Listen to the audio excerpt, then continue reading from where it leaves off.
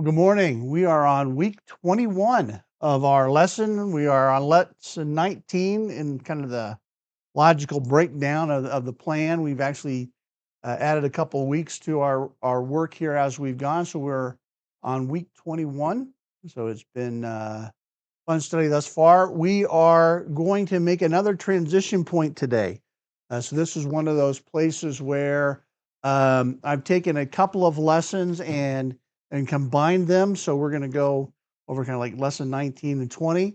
And we're going to move from, in this process, from private preparation to a period of mixed focus. So let me show you Bookman's overall chronological chart. I think that's very helpful. So when we're looking here at this time of private preparation, these two together are part of Jesus making preparation for the cross. This private preparation was a 6-month period where Jesus tried to get alone with his 12 so that he could tell them that, hey, he is going to die and that the kingdom isn't coming now. And so he did that. He'll continue that message today. And it was a message that was somewhat uh, well, shattering for them, and even more so today. We'll see they don't really understand it and comprehend it.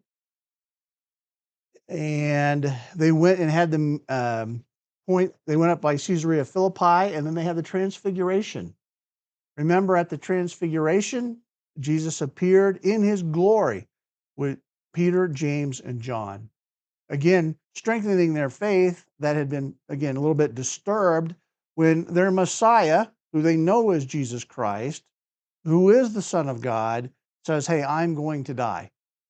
And so here Christ reveals himself in his glory, and but he tells them not to tell anyone else. Don't tell the other remaining 9 until after his resurrection. And so they come down the mountain, and that's where we're going to pick up today when Jesus comes down the mountain with Peter, James, and John. And then we are going to talk about an episode or two there, and then we're going to start what in Luke is his, is what's known as his travel log or his travel narrative. It goes from chapter 9, verse 51 to chapter 19, like verse 27, 28, in that range. And so basically those 10 chapters, Luke is going to record Jesus traveling to Jerusalem. And we'll break that down and dissect it a little bit. Chronologically, though, well, a couple things. This period of private preparation, Jesus was trying to be alone. He went out into Gentile territories. He wasn't trying to draw crowds. He was trying to resist doing miracles because it just drew attention. During this period of mixed focus that we're going to shift into, we're going to have a mix of Jesus trying to be alone, but occasionally going out and doing public things. So that's kind of why we call this period of mixed focus. And again, Jesus is going to be strategic, and he's going to be building up this animosity against him, basically to a crescendo that's going to culminate during the Passion Week in Jerusalem on the cross. So as we go chronologically now where we're at, we are about 6 months away from the cross. So we are going to be in the fall of 32. This private preparation went from March to October, and so we are going to be about October 32 at this point today. And so with that, we'll start with this period of private preparation, and we're going to go ahead and go into lesson 20 as well. So when I say today, we'll look at this. We'll also look at a few other things. We'll look at Jesus healing a demon-possessed boy in Matthew, Mark, and Luke. Jesus again foretells his suffering, his death, and his resurrection. We're going to have Jesus pay a tax by means of a miracle, and then we're going to have Jesus rebuke his disciples' concerns for being who, when they're concerned about who is the greatest among them. Now, let's start with looking at Luke chapter 9, and in my notes here, I say we'll do an exegetical overview. We actually won't do that today. Um, that was one of my diversions where I gave a little bit more detail. I actually, for uh, one of my Greek classes, I had to do an in-depth analysis of this passage, and so I got a whole bunch of stuff and yeah, a week or two ago, I think I went too far into the weeds. We're not going to do that here today, but I will kind of give you an overview. So let's go into Luke chapter 9. It's also in Mark 9. In Mark is maybe gives a little more detail. That might be the passage that people use often. But I'll start here with Luke 9 since I had to become intimately familiar with this passage. Um, it starts out in verse 37. On the next day, they came down from the mountain, and a large crowd came to meet him. So this is the Mount of Transfiguration. And so they spent the day up there, slept, spent the night, come down. Now, our general context here is Luke continues to discuss events leading up to Jesus's final journey from northern Israel to Jerusalem. In verse 22, Jesus has told his disciples, the Son of Man must suffer many things, be rejected, be killed, and then be resurrected on the third day. A message he will allude to again in verse 44. After Jesus first told his disciples what was going to happen to him, he took three of them, Peter, James, and John, up a mountain and was miraculously transfigured before them. And now Jesus is going to perform another miracle, which underscores who he is and what he is saying about his impending death.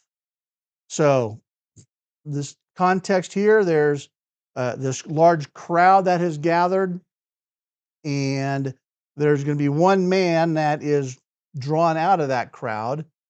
A man from the crowd shouted, saying, Teacher, I beg you to look at my son, for he is my only son. And a spirit seizes him. This is demon possession. And he suddenly screams and throws him into a convulsion with foaming at the mouth. And only with difficulty does it leave him, mauling him as it leaves. Very severe. We're also told that it throws him into the water and into the fire, basically trying to kill him.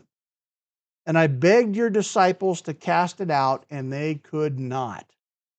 So we'll look at why they couldn't. And Jesus answered and said, You unbelieving and perverted generation, how long shall I be with you and put up with you? Let's pause right there.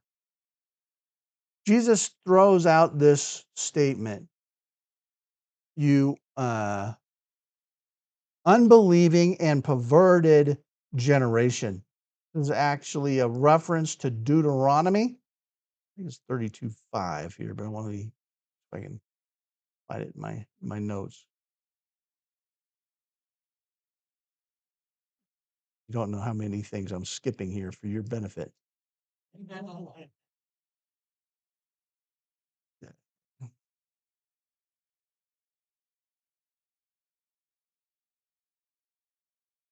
Yeah, it's from Deuteronomy, and we'll just continue. I can give you a reference after class if you'd like to know the specifics. But because Moses used this reference as well, this perverted, Deuteronomy 32:5. This is consistent with how Moses used it. This crooked and perverse generation in this instance. And he's talking about this generation, of Israel, and they're not accepting Jesus Christ for who he is, and then he says, and this is directed at a couple of things. First off, the man's going to say in one of the parallels that you know, like Jesus is going to say, have faith, believe, and the man admittedly says, I do believe, help my unbelief. So, he wanted to believe, but, obviously the disciples weren't able to do it. And that's where also a part of this is directed towards the 9. So there's 3 of the 12 are with Jesus up on the mountain when this thing is taking place. Jesus is gonna be transfigured in front of them, again, to bring their faith back and solidify it after he's told them he's going to Jerusalem and they're gonna kill him. And so now they experience the glorified Christ, which again brings back this concept of, hey, the kingdom that you're expecting will come, just not now. And I am the king that you're expecting, just not now. The 9 don't have that. They received the same message on the way to Caesarea Philippi, that region, that Peter, James, and John did. Their Messiah, this rabbi that they've been following for 2.5 years, is going to die. And so they don't get that reassurance. They don't experience Christ glorified on the top of the mountain. And so now, when Jesus talks about their faith, and you got to have faith, their faith has been diminished, it's been weakened. And so again, Jesus say, you have little faith. And so in that context, that 9 here are affected by this. Now, the man brings his son. Oh, Jesus says one more thing. How long shall I be with you? Kind of interesting. He doesn't say anything about the circumstances. He doesn't talk about the people other than they're being perverted and wicked. But now he's tolerating them. But what he's saying is, how long shall I be with you? He's putting it there. There's like a time boundary now. It's not like, why do I have to suffer you? Or can you get with it? And it's like, how long? And the answer is 6 months. And so now Jesus is starting to indicate that there is a time associated with his being with them, and that time is coming to an end. He says, bring your son here. And while he was still approaching, again, the demon confirms what the man told him, slams him to the ground. Jesus rebuked the unclean spirit, healed the boy, gave him back to his father, and they were all amazed at the greatness of God. So Jesus commands the spirit, and it's gone. And while everyone was marveling at all that he was doing, he said to his disciples, let these words sink into your ears, for the Son of Man is going to be delivered into the hands of men. And notice what Luke says. They did not understand this statement. Let's go over to Mark real quick. Mark's going to give us a little bit more. So Mark, and here he says, "O believing, unbelieving generation, how long shall I be with you and put up with you?" And going down, Jesus said to the man, the father, if you can't, or the man said, it's often thrown him into the fire, into the water. But if you can do anything,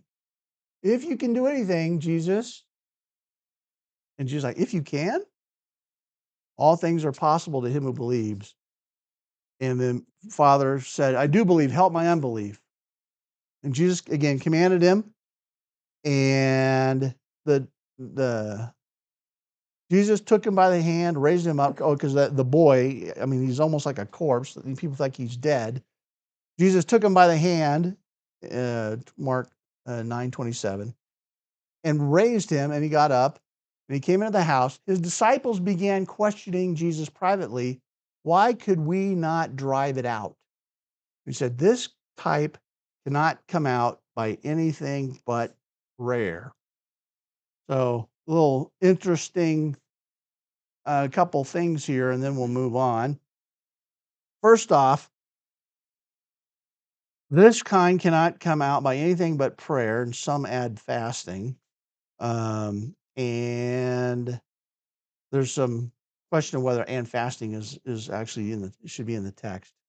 But in prayer, and I like how R.T. France talks about this verse because it implies that the 9 disciples, while maybe their faith was shaken a bit, it's also that maybe they were overconfident. They were looking at doing this under their own power. And so they were looking at doing this under their own power. And it's not like they didn't take time to pray to God, realizing that when they're doing these things in Jesus under Jesus's authority, that they still need to be dependent on God to do it. It's not just them in their own power and strength and ability are able to cast out demons. Whenever they're doing something through Christ and his power. And so with that prayer comes that humble recognition that they're dependent on God to do this. And so R.T. France makes the comment that, in his analysis, that this is probably indicating that the 9 didn't do that. They just thought on their own they could cast out demons or whatever, kind of like Moses hitting a rock and putting it on them and not really on the God who works through them. So moving on, from there they went out and began to go through Galilee, and they did not want anyone to know about it. So again, he's come from Caesarea Philippi, which was way up north, coming down, for he was teaching his disciples and telling them, the Son of Man is to be delivered into the hands of men, and they will kill him, and when has been killed, he will rise 3 days later. But notice what Mark 9:32 tells us.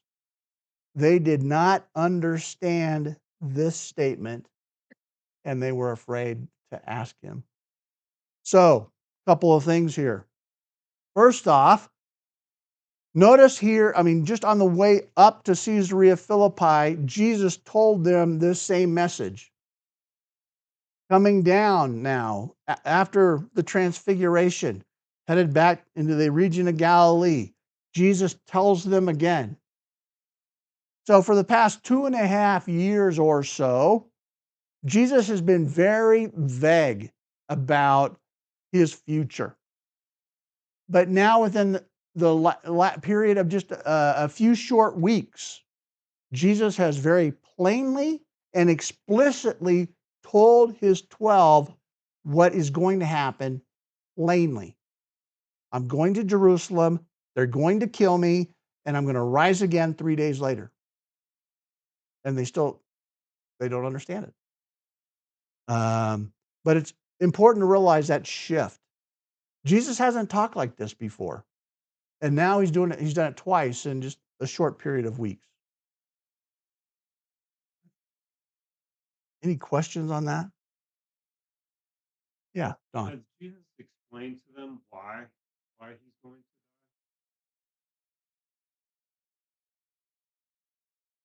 Um, no, I don't think I don't think he has actually tied that to the forgiveness of sins.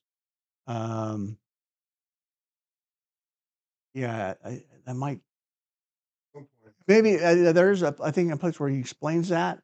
I got to think through now. I can't come off the top of my head, but it's not plain clear like it is right here yet. Okay. I think probably Last Supper probably that happened. Go ahead. At some point, he says, I have to leave in order For the comfort to come, yeah, right. But then also, um, he does talk about how the Son of Man will be given over for the forgiveness of sins or for the sins of the people. Um, so, and of course, Caiaphas says it's better for one man to die for the nation as opposed to, yeah. Okay, now let's see where we're at. Jesus has foretold his death and resurrection. Now, they're going back into Galilee. Notice that it said, and we saw this, that he doesn't want anyone to know he was there. So again, this is kind of that, still that private part of what he's doing. He tells them about his pending suffering, death, and resurrection.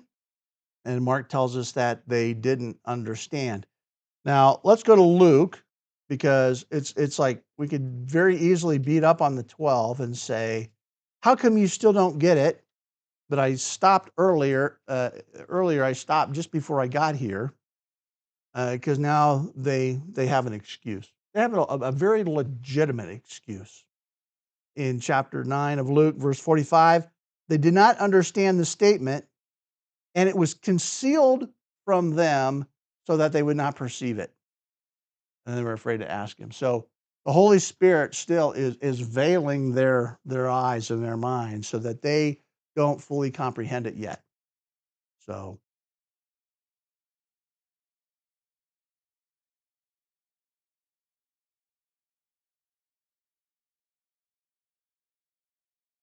one thing here, I think the same thing happens to us today with respect to prophetic passages. We don't have enough information to fully understand or put the pieces together perfectly. So we have to humbly admit that there are some gaps along the way. So again, some things are veiled from us, but in time we'll understand it, and of course, when we get to glory, it'll all make sense. And God, it plays out in history; it'll all make sense. So I've talked about that. Let's go ahead now to one of the miracles that Jesus does. And this, to me, again, is one of the most fascinating miracles that Jesus does. It's just so intriguing because of all of the steps that really had to happen for this to occur the way that the scriptures describe. So let's go to Matthew. We'll look at Matthew chapter 17,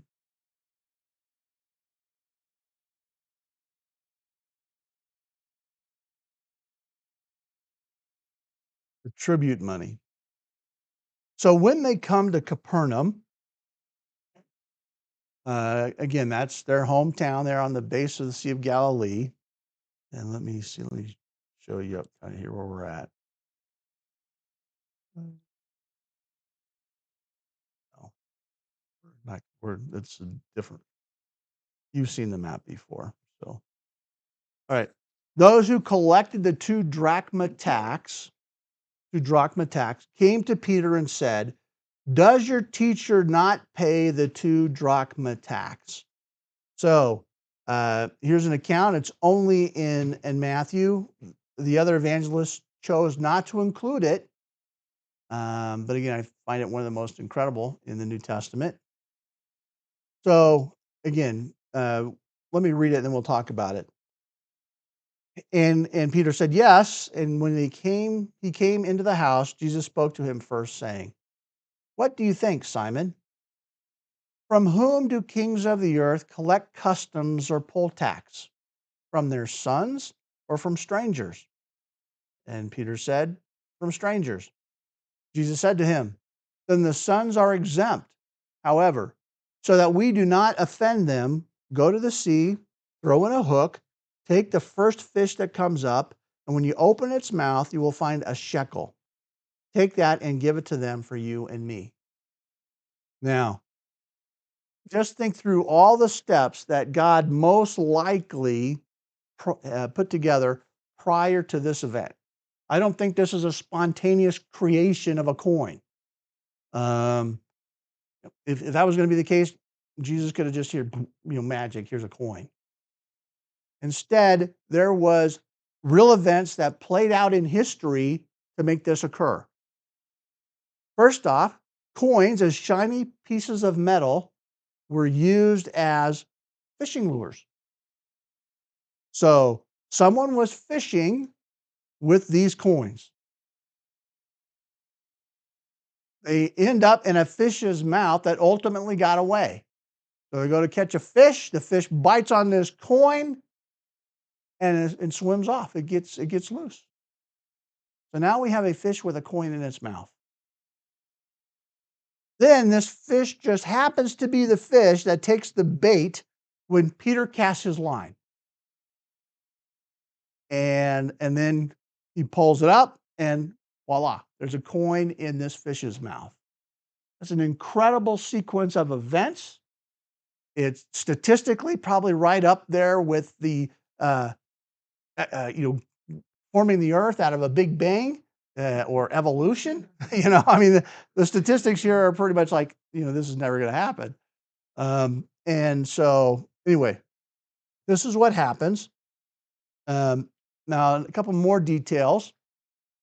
This temple tax, this 2 drachma tax, was collected for the upkeep of the temple. So it was a tax that was collected and then given to the Jews to take care of the temple and upkeep it. Tax was a half a shekel or 2 drachmas. So the 2 drachma tax times 2 people, 1 shekel. How much money happens to just be in the mouth of this fish? A shekel, which is another interesting thing. Like, if you're going to use a lure, why not just use a drachma? Why use a quarter when you could use a dime, right? I don't know. But anyway, so Jesus comes or comments that the sons are exempt. So Jesus legitimately doesn't have to pay the tax. He's the king of Israel. The temple is really for him. So he doesn't really have to pay the tax. Theologically, biblically, all of that. But um, obviously, he doesn't want to make a scene. So it says here, however, so that we do not offend them, go to the sea and throw it, go to the sea and get it. So the phrase here I want to point out is so that we don't offend them. Jesus wasn't here to make a scene. He didn't want to dispute it. He didn't want to have a ruckus. He didn't want to draw a crowd or end up in a situation that would interfere with his arriving in Jerusalem 6 months from now. Remember, everything Jesus does now, very strategically, is go to Jerusalem, but be there at the right time with the right circumstances so that they kill me on a cross. And all of those details are important. All right, moving on. I'm kind of just jumping here because I want to get into the next section a little bit. So, any questions or comments on that, real quick, before we go, though? Yeah,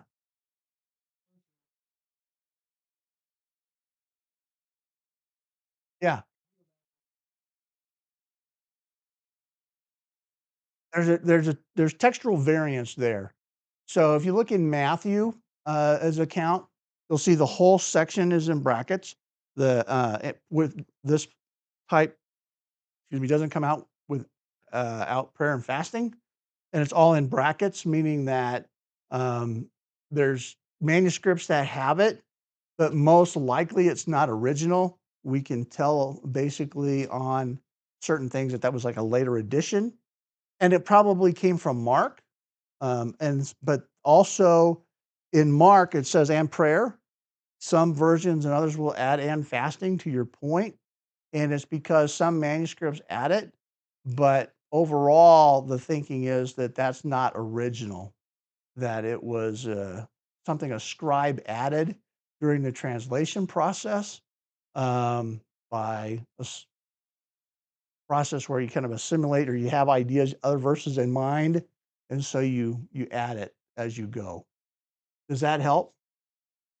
We'll talk a little bit more. Next week, we'll start with kind of my excursion into textual criticism when we look about the pericope about the woman caught in adultery. There are some fascinating things about that account. In your Bibles, you'll see the whole thing is in brackets. Um, And that really is the session that gives you the best opportunity to explain some of the things that are related to textual criticism, and I'll pull up some manuscripts and show you, how that all works together. So, yeah, Donna. I'm just the question keeps going through my mind. Why would the Holy Spirit conceal the the fact that and not let the disciples get by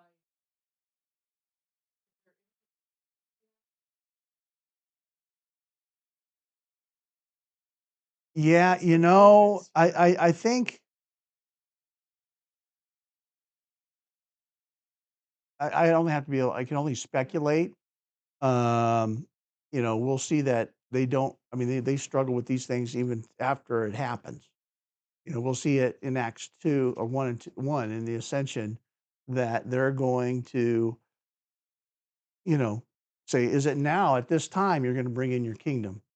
So, why the Holy Spirit would kinda, you know, conceal that data from them, from fully understanding it, maybe it's just one of those things where they're not gonna comprehend it anyway until they see it and experience it. Um, yeah, yeah. Tim, all they've been seeing all the time, every time Jesus does anything, there's these Pharisees in the group, in the crowd, that are saying, who in the heck are you that you can do that? So they're seeing all of that. And they're seeing that the Sanhedrin is against him. So I would think it would make a whole lot of sense logically that that's what they would see now, but only afterwards they would. Yeah, well, after the fact, they would Yeah. understand. Yeah, for sure. I Yeah. mean, Like they would think that's why they killed him, but this is really, he had it all together all this time. right, yes, exactly. And I think we see some of that in the gospel letters that they write. Um, but there's still that aspect where, they're saying, "Hey, we weren't understanding this. We didn't understand it at this time." The Holy Spirit and of course, when they're writing their gospels, the Holy Spirit is fully illuminating them. They're indwelt, is bringing things to mind, and so they have this relationship with the Spirit of God that is brings things to mind and illuminates them and lets them write down inspired texts. And they're like, "We didn't have that before. So we didn't fully get it." Maybe I'd put it maybe couch it that way. Um, so but we can get really hard on these guys, but the other thing is, it's not just them. We're gonna see in a minute, it's his brothers too, his family. Um, all right, let's keep moving. Okay, so the disciples go on, they're debating who's the greatest. They make their way to Capernaum, and along the way, the disciples had a debate, who's the greatest. And Jesus was apparently aware of their conversation, and when they get to their destination, Jesus asks them about it. Now let's look at Mark 9 real quick. 9:33. They came to Capernaum, and he began to question them. What were you discussing on the way? Uh, yeah, but they kept silent. Yeah, let's not answer that, right? We got the right to remain silent. Forget that Jesus was a mind reader. But on the way, they had discussed with one another which of them was the greatest. And sitting down, he called the 12 and said to them, "If anyone wants to be first, he shall be last and servant of all." And he's going to use a child as an illustration. Basically, we need to be like children, and whoever receives a child in my name receives me. And if anyone causes one of these to stumble, one of the other parallel accounts tells us it'd be better for that person to have a millstone put around their neck and thrown into the lake. All right, so let's continue. Um, don't miss the fact. Oh, I want to talk about this. Where were we? Okay, so, okay, which of them is the greatest? So they're talking about which one of them is the greatest. Again, this is in the context of the kingdom. Right there, it doesn't matter. They're kinda getting back to this whole context of who's gonna sit on my right and who's gonna sit on my left, right? So when they're having this debate, who's the greatest? They're basically thinking, what are our positions gonna be in the kingdom? So they're still anticipating this kingdom that Jesus, the Messiah, is gonna bring in.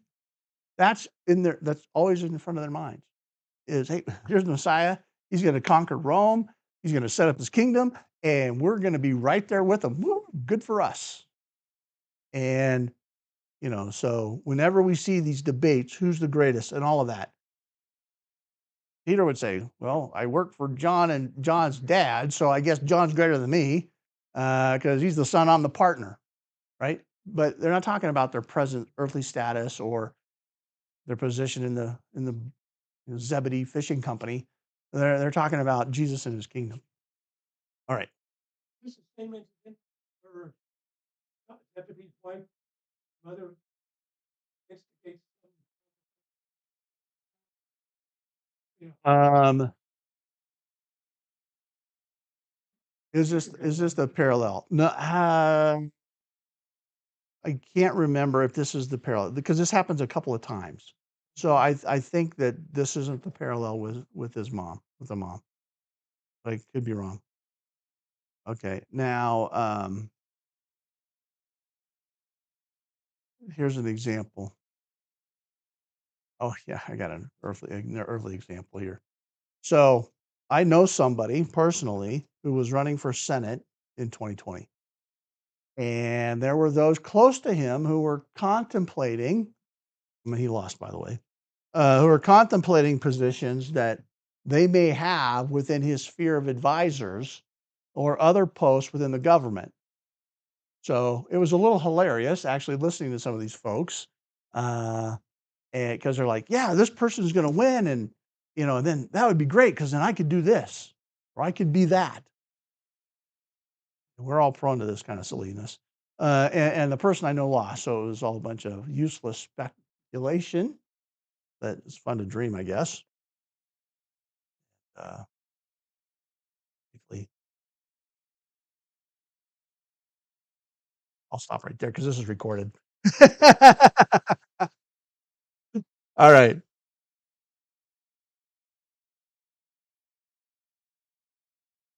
So now we're going to shift. We're going to shift to the period of mixed focus, and we'll get kind of started here in a slightly different direction. So up until this point, Jesus has been trying to get this 6 months of private time with the 12. Now we're going to have this period of mixed focus. We're going to talk about how it's framed a little bit. First off, there are 3 trips to Jerusalem. We're going to start with John's travel narrative. Not John, Luke's travel narrative. We'll see it here. I'll just show you real quick because it starts here in Luke 9, starting in verse 51. 9:51. When the days were approaching for his ascension. So he just skips the resurrection. He's like, for me to go to heaven, he was determined to go to Jerusalem. He's going to go to Jerusalem. And so we'll pause right there. So this is now Luke is going to record this long journey to Jerusalem. And when you just read it without knowing the context and the details, it can just be like there's this one ongoing travel narrative. This is the longest trip to Jerusalem that anyone in the world has ever taken. But the reality is, it's actually going to cover 3 trips to Jerusalem. And during the 6-month period. What's also interesting about this journey that Jesus goes on, he never gets to Jerusalem. He doesn't get there until the 4th trip when he goes to Jerusalem for the week of for the triumphal entry. So what's interesting and fascinating here is how this correlates with the Gospel of John. So John is going to have accounts. We haven't talked about John now for a long time. It's been Matthew, Mark, Luke, John, again, supplement. John is going to tell us about 3 times that Jesus was in Jerusalem. Doesn't tell us about how he got there, but he's going to tell us about Jesus being in Jerusalem and what he did. And so we put John with Luke, and we say Luke telling us, and the other Gospels too, telling us about Jesus' travels, primarily Luke, about Jesus' travels to Jerusalem. And John, Jesus actually gets to Jerusalem and things happen. So we pick up and Jesus is keep on walking in Luke. And then we go to John, it's like, oh, he was in Jerusalem. And so there's this aspect with how Luke and John fit together that you wouldn't see unless you deliberately studied them in that way. So, yeah. So, because you said Luke never got to Jerusalem, what you're really saying is that Luke didn't get to writing about. Right. Luke doesn't record, yeah, Jesus gets to Jerusalem. John records it. Luke does not. Yeah. But Luke makes it sound like it's just one long continuous trip for 10 chapters.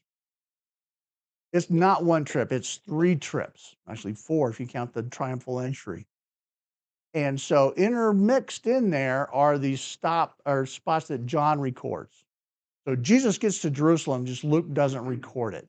Good question. Does that clarify it for others? Okay, good. She probably knew. She was probably asking for everybody's benefit. Well, that's okay. That's good. Well, all right. If you're confused and you've heard it before, then I really messed up. All right. So let's look a little bit here. So a couple things about the context. First off, we're in this. I got a picture I want to show you. So we have our picture here. Yeah, as we go into this. Okay. Yeah. Just like the path to Jerusalem, right? In Israel, in the Galilean region, headed toward Judea. All right. So we have 3 trips to Jerusalem. First one is the Feast of Tabernacles, going to be in September 10th to 17th, AD 32. We're going to have the Feast of Dedication in December 18th of AD 32. That's Hanukkah. And then we're going to have the resurrection of Lazarus in about February of AD 33. John 7:30 kind of characterizes this event for us. So looking at John chapter 7, verse 30,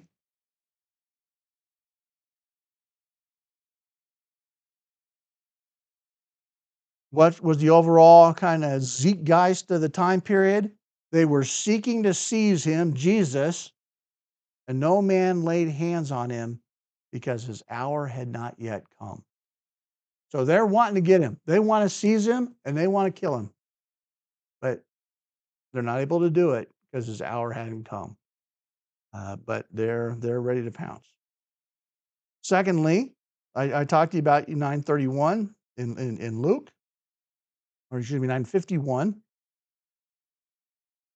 It's as the days were coming, it was getting close, his hour was approaching, he was determined to go to Jerusalem. And then, let's see.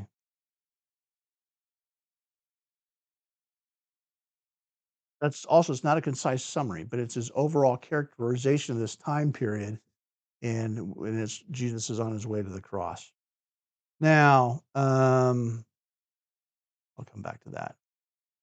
Let me break this down for you a little bit. Except for the 3-verse parallel in Matthew 8, verses 19 to 22, this 6-month period that we're talking about now, between the transfiguration and the cross, is only in Luke and John. We are beginning Luke's great travel narrative, which again goes from 951 to 1927. This section of Luke is not as rigidly chronological as the rest of Luke. It's essentially the place where Luke puts a concentration of Jesus's great teachings, like those we've briefly surveyed in Matthew, like the Sermon on the Mount and other places, some of his discourses. And Luke puts those all in one place during this travel narrative. Because when Jesus was doing these travels, he would have been teaching people. And sometimes he would have definitely been teaching. Now, this is an important item. I don't want you to miss it, but again, Luke records Jesus leaving for Jerusalem 3 different times. So let's see.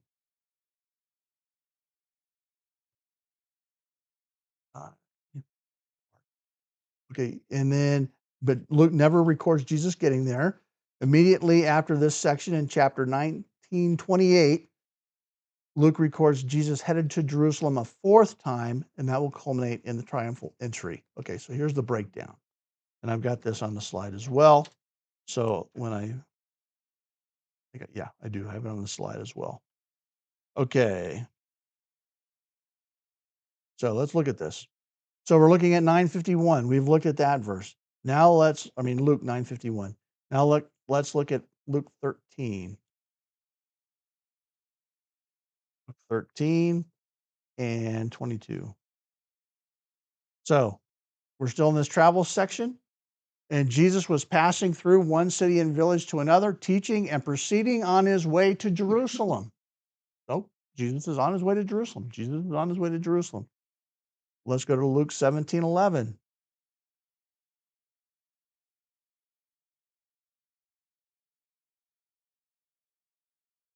While he was while he was on the way to Jerusalem, he was passing between Samaria and Galilee. So again, he's on his way to Jerusalem. When we go to 19:28. This time he's actually going to go there. This is for the triumphal entry.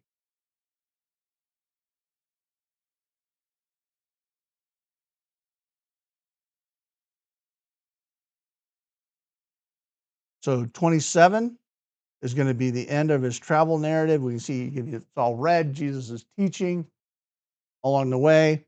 Verse 28, after he said these things, he was going on ahead, going up to Jerusalem. So now he's going to go there, and we're going to have the triumphal entry. Now, during that whole time, there's no record of Jesus getting to Jerusalem. But we get to John. And John, we see this. So when we go to John, we'll look at John chapter 7, where we're at.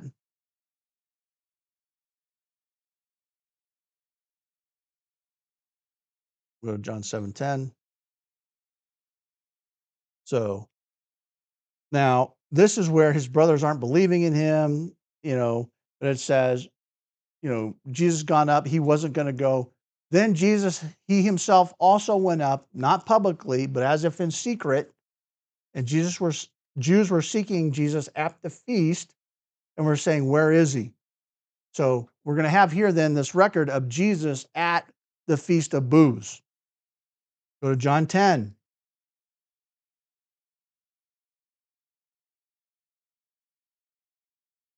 John 10, looking at verse 22. At that time, the Feast of Dedication took place at Jerusalem. It was winter, and Jesus was walking in the temple in the portico of Solomon. Where's the temple? Where's the portico of Solomon in the temple? Jerusalem. So Jesus in Jerusalem. John's going to tell us about Jesus in Jerusalem. The third time, Jesus doesn't actually go into Jerusalem. He goes right next to it, Bethany. It's like a mile and a half outside of Jerusalem, because that's where he's going to resurrect Lazarus from the dead. So, but he doesn't actually go into Jerusalem on that occasion. So, but he's very close. He's in the vicinity. So those are how those things come together. So let's go back to Mark chapter 9. Look at 33. So they came to Capernaum. They're in the house and began to question him. Oh, that's not where I want to go. Oh, no, I want to go back to John. I'm sorry. John 7:1.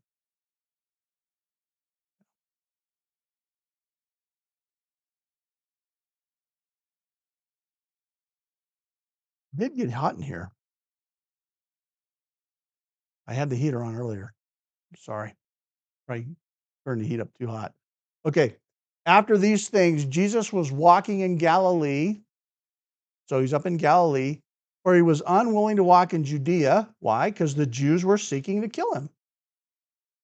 Now, the feast of the Jews, the feast of Booths, was near. Therefore, his brothers said to him, leave here and go into Judea, so that your disciples may also see your works which you are doing. For no one does anything in secret when he himself seeks to be known publicly. If you do these things, show yourself to the world.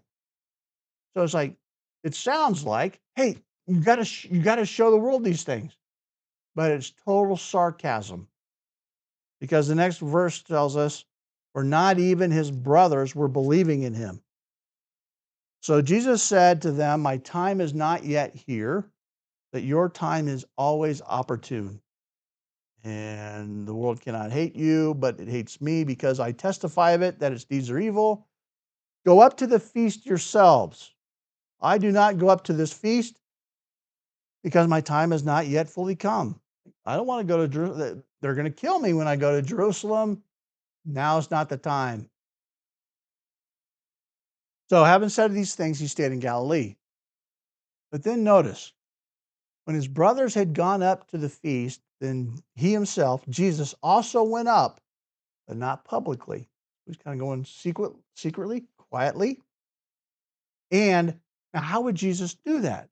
Because there's caravans. Remember early on, one of our first lessons, I talked about the caravans that would form up in that northern region by the Sea of Galilee, on the south of the Sea of Galilee, go through the Herod Valley, and then go down along the Jordan Rift. Well, they're on the other side of the Jordan. They'd go down, and then they would cut across at Jericho, and then head over to Jerusalem. And that's a big caravan. So if Jesus is going to go that route, everybody's going to know him. He can't do it secretly, be very public. But Jesus goes a different way. Instead, he's going to go through Samaria.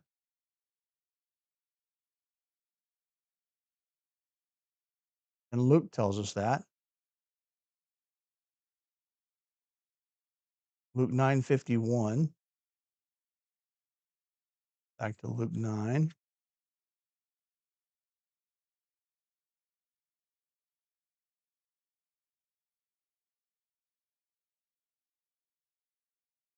So Jesus determined to go to Jerusalem. He sent messengers on ahead of him, and they went ahead and entered a village of the Samaritans to make arrangements for him, but they did not receive him because he was traveling toward Jerusalem. So Jesus is going to go through Samaria. He's sending out basically advance parties to make arrangements so Jesus can kind of come in, find a place, and just settle and not draw a crowd, not do miracles. He's just like, okay. And there's going to be places that are fine for him to do this. Remember, Jesus has built relationships strategically in Samaria. When he went to the woman on the well, it was a Samaritan woman. That's why Jesus went up that way to begin with. For this next 6 months, Jesus is going to spend a lot of time in Samaria. Why? Because he's a dead man walking. There's wanted posters essentially saying, wanted dead or alive, with Jesus' picture on them, right? But the Jews aren't going to go look for him in Samaria. So this is like, the last place that you're going to look for Osama bin Laden is the Vatican, right? So that's kind of that deal. So we have here then he's going to go to Samaria. Now there's going to be some though that aren't going to let him in because he was traveling toward Jerusalem. So during the feasts, because of hostility religiously between the Samaritans and the Jews, they would be more cordial, except during feast season. They didn't want during the feast season, you'd have all these crowds coming through if you let it, and they just didn't want to have that. It's like, you take the long way. We don't really support the festivals in Jerusalem. We don't agree with them. We think you're wrong. We think we're right. And we just don't want that much traffic going through. But, so there's going to be places that just because it's in the context of the feasts, they're going to not let Jesus stay. But there's going to be plenty of places where Jesus can stay, and he's going to. But, some of his disciples, James and John, sons of thunder, no less, said to Jesus, Lord, when some of these villages wouldn't let him in, do you want us to command fire to come down from heaven and consume them? That's a good answer. Yeah. and Jesus rebuked them. We have a little note here. You not know what kind of spirit you have. We'll pass on that. Getting to the point here, he says he just turned and rebuked them, and they went on to another village. And basically, it's Jesus saying, "Are you crazy? Just go to another village. We don't need to wipe out the town for that." So we're going to do that. Now, let me see where are we at. I want in terms of slides, because we're getting to the place where I'm going to stop. I talked about the route through Samaria, and I'm going to show you the route. So this is the normal way the caravans would go. They go through the Harod Valley, this blue line here, and they would go down along the side of the Jordan, cut across at Jericho, and then head over to Jerusalem. But Jesus is going to go through Samaria, and this is the way that he's going to go to the Feast of Booths, and he's going to do that secretly, but then he's going to make an appearance, a public appearance, and then slip away again. So we will pick up with Jesus at the feast next time, and then I will also talk about a textual criticism issue related to the woman caught in adultery, and that pericope, that little narrative section in our Gospels. So with that, I will stop the stream and close us in prayer.